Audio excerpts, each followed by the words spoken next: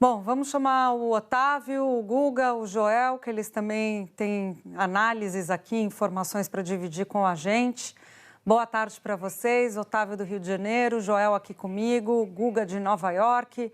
Otávio, começo com você, repercussão no Brasil, governo brasileiro entusiasmado, mas a prática mesmo, que é a queda dos 40%, por enquanto ainda não. E vamos dizer que Trump foi cauteloso na entrevista que ele deu agora no Air Force One, desejou feliz aniversário para o Lula, mostrando que há um entendimento, uma porta aberta, uma boa vontade de ambos os lados, mas no que diz respeito ao que nos interessa, vamos ver, vamos negociar, e é neste momento que a gente está. Júlia, boa tarde, amigos, boa tarde, assinante. Tem duas dimensões. A dimensão econômica, se vai ter, baixar a tarifa, se não vai, e a dimensão política. Eu vou me ater à dimensão política. Na política, o que vale é a imagem, ainda mais em tempos de rede social. E o Lula já conseguiu o que queria. Foi o grande êxito do Lula essa fotografia com o Trump.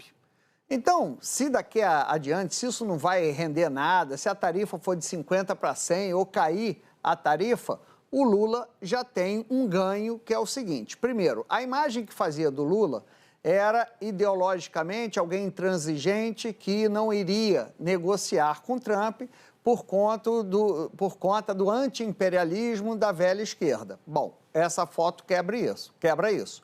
Mostra um Lula pragmático que já fez considerações bem críticas e bem fortes a Trump e conseguiu ir dialogar com ele.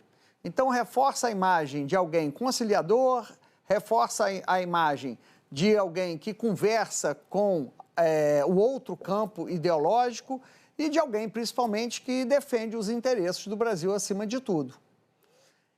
E tendo deixado de lado a soberania do rabo entre as pernas. O que é a soberania do rabo entre as pernas? Aquela que acha, cuidado, muita gente ficou preocupado porque o Lula falou do dólar como uma alternativa do dólar. Ficaram preocupados, poxa, o Lula não tem nada que falar de Venezuela, isso vai irritar o Trump. O Lula manteve um discurso, né, do que efetivamente ele pensa e houve o encontro sem maiores problemas. Então, do campo político, a vitória ao Lula com essa imagem já está garantida. Agora, a negociação pode até dar errado, mas que o Lula conseguiu a imagem para o discurso político dele, para a campanha de 2026, ele conseguiu. Concordo plenamente. Otávio, vou passar a bola para o Joel, ainda na análise aqui política no Brasil, porque o Otávio sintetizou tudo, Joel. Politicamente, Lula já tem uma vitória, isso pode ser usado a favor dele do ponto de vista eleitoral. A questão é economicamente, deve ter avanço, porque os Estados Unidos só abriram a porta de negociação porque eles precisavam também dessa abertura.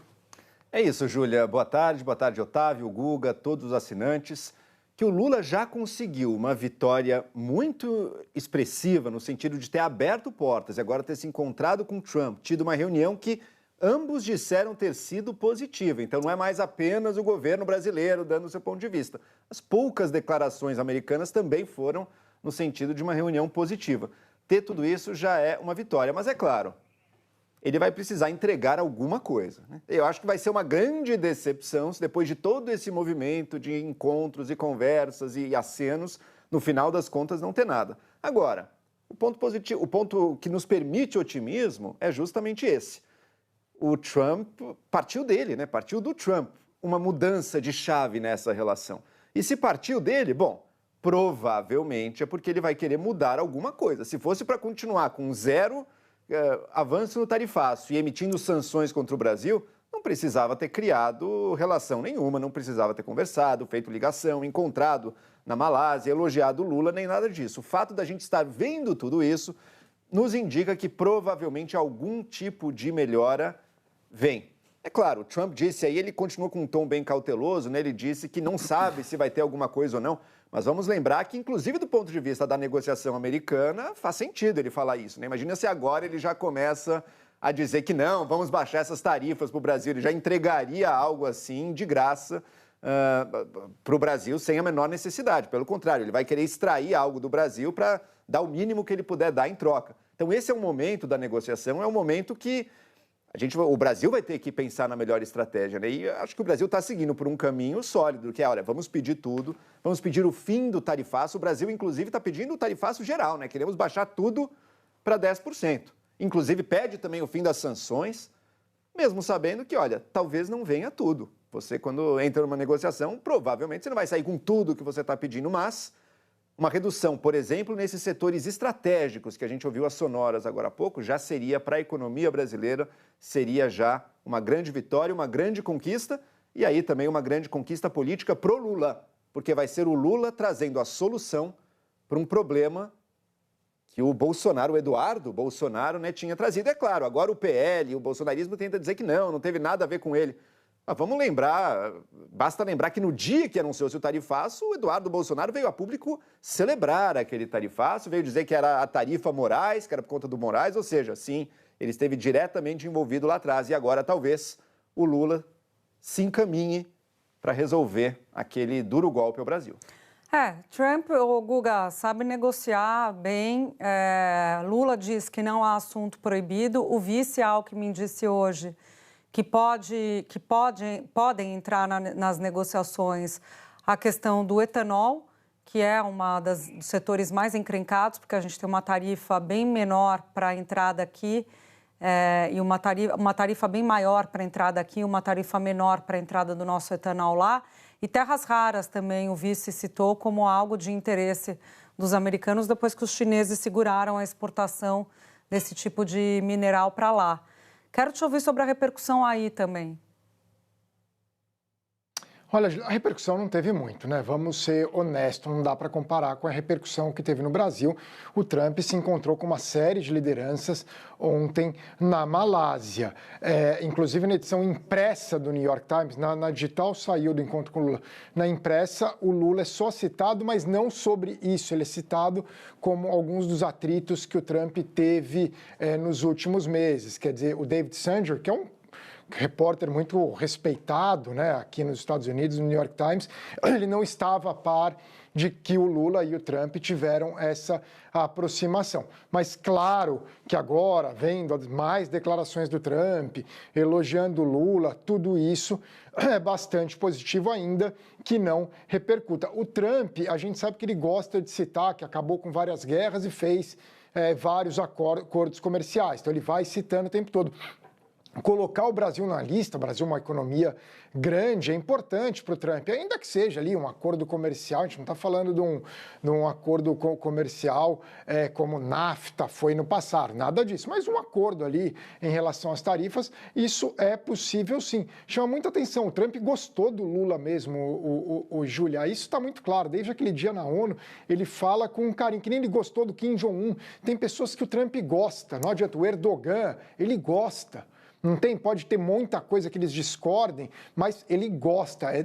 Vai fazer o quê, né? Que a oposição ao Lula no Brasil talvez quisesse que o Trump tratasse o Lula como ele trata o Petro, Gustavo Petro, presidente da Colômbia. Não aconteceu isso. Não tem mais volta, é o que o Otávio falou anteriormente. Ele não será tratado como Petro de jeito nenhum. Ele já tem a foto, já tem os elogios, tudo isso é público. É uma tremenda vitória do presidente brasileiro. Agora é seguir com as negociações. O Trump gosta de vender vitórias e muito provavelmente fará algum tipo de acordo, ainda que demore um pouco. Não dava para ter sido nesse primeiro encontro, né? Isso é impossível. E outra coisa, só para lembrar, não teve, que o Otávio foi citando a questão do dólar, lá tudo que o pessoal falava que era um perigo, não teve também a armadilha Ramaphosa, né? Ele não foi de forma alguma humilhado ou teve uma armadilha como teve para o líder sul-africano e tampouco uma briga como teve com o Zelensky. E você vê que o Marco Rubio, todos ali tratando o Lula com respeito, não naquela forma que eles trataram o Zelensky como alguém inferior, a mesma coisa com o Ramaphosa. Isso também chamou bastante atenção. E também, até vou jogar para o Otávio, para você e para o João, interessante como o presidente Trump, ele senta assim, né? Ele gosta de sentar assim sempre, né? Mas o presidente Lula fica lá, né? Cruza a perna, que nem o Otávio no Estúdio I, né? Fica ali confortável, né? Me chamou a atenção isso daí, que ele estava relaxado, ou tentou se mostrar bastante relaxado. Interessante você falar isso, a sua observação, porque faz sentido também, né? A leitura política passa um pouco por esses códigos, né? As expressões corporais e tudo mais. É claro, o Trump estava à vontade do jeito dele, né? Você imitou bem, né? Ele vai com o tronco, ele projeta o tronco como se ele quisesse assim, se aproximar mais do interlocutor ou impor, né? Porque ele é grande, ou se impor perante o interlocutor. Mas as fotos que viralizaram aqui... Otávio e Joel, pegando carona no que o Guga falava, é que por Lula estar muito à vontade na cadeira, é como se ele fosse o dono da reunião, né? O pessoal fez piada nesse sentido. E deve passar muito... Posso? Pode ir. E deve passar também por um preparo dele, né? Justamente para se mostrar muito à vontade. Essa comunicação visual importa ali na hora. Se o Lula se mostrasse nervoso ali, as fotos perderiam muito do impacto, né? Eu não duvido que isso tenha sido, inclusive... planejado. Eu li, não vou dar o crédito porque eu não lembro quem foi, mas eu li, alguém fez uma leitura sobre o gestual dos dois nessa reunião que o Guga relatou.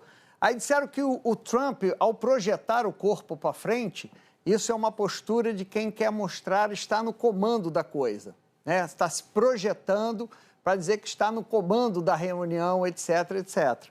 E o Lula refastelado, como se tivesse, assim, muito tranquilo. Então, infelizmente, se eu soubesse que o Guga ia fazer esse comentário, eu até tinha pego quem fez essa leitura. Mas é isso, o Trump, quando ele joga o tronco para frente, é até bom eu saber disso, né? Para em algumas reuniões complicadas eu fazer isso. Mostra a autoridade, isso que o Trump está fazendo. Enquanto o Lula se mostra aí de boa, como se diz no popular. Ô, Guga, você soltou uma sonora gargalhada aí. Não, igual, Otávio, no estúdio aí que aparece sentado inteiro, que aqui fica a gente, né, no passaporte, né? No retrato de passaporte. Mas no estúdio aí, aí no Rio de Janeiro, né? Porque o Joel colocam numa cadeirinha ali na redação, no estúdio, na redação em São Paulo, que é uma crueldade. Agora, você lá que tem a cadeira, você pode ficar assim, às vezes, quando você quiser dominar ali o debate no estúdio aí, né? E tem truque cenográfico. Projeta para frente. Não, pois é, mas aí o botão da camisa abre. Então, o que é que eu estou? Hoje eu estou estreando um prendedor de gravata, estilo Ariel Palácios. Tá aqui, ó. E descobri que isso não vende mais nas casas que vende terno. Um vendedor mais jovem nem sabia o que era prendedor de gravata. Então, agora aqui, ó, posso ficar assim, posso ficar assim, posso ficar de qualquer maneira que não abre mais o botão. Fica a dica aí. Quem... Agora, qual dos dois se saiu melhor na foto ali, hein? É Lula ou Trump? No aperto de mão que você diz ou... Não, na foto do sentado. Eu estava pensando neles sentados ali. Né? Sei. Mas... Parece o Lula mais à vontade, talvez. Eu acho que está meio equilibrado ali, né, gente? Principalmente eu acho que o Lula se sai bem...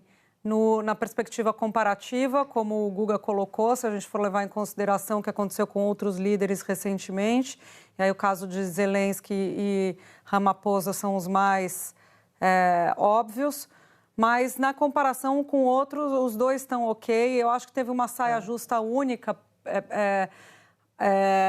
na frente das câmeras, o que a gente apurou aqui, o encontro correu muito bem, mas na frente das câmeras foi a hora que o Trump começa a falar de Bolsonaro, né? Até tem a pergunta sobre se vai ser um dos assuntos tratados, ele responde bruscamente, não é da sua conta, até acho que foi para a Raquel, a Raquel fez a pergunta, importante, né, sobre a agenda, o conteúdo da agenda dos dois. Então, eu acho, nesse momento, eu senti o Lula um pouco mais nervoso. Ele está sorrindo, mas como quem está um pouco nervoso. É uma situação desconfortável, né? Tá, imagina se o clima vira também com essa pergunta. Ele tinha que ficar, né? Era o medo de que tudo pode vir a qualquer momento, né? A nossa mãe sempre diz, vai na casa da fulana, não fala nisso, sempre tem um parente problema, né? Alguém que separou, alguém coisa, aí fala para a criança, não toca nesse assunto, não toca nesse assunto, e a pessoa toca. Agora, sobre a linguagem corporal, Eu falei o que o especialista disse, mas o Trump parece atencioso com essa postura, alguém que quer ouvir, e o Lula mais ali na tranquilidade.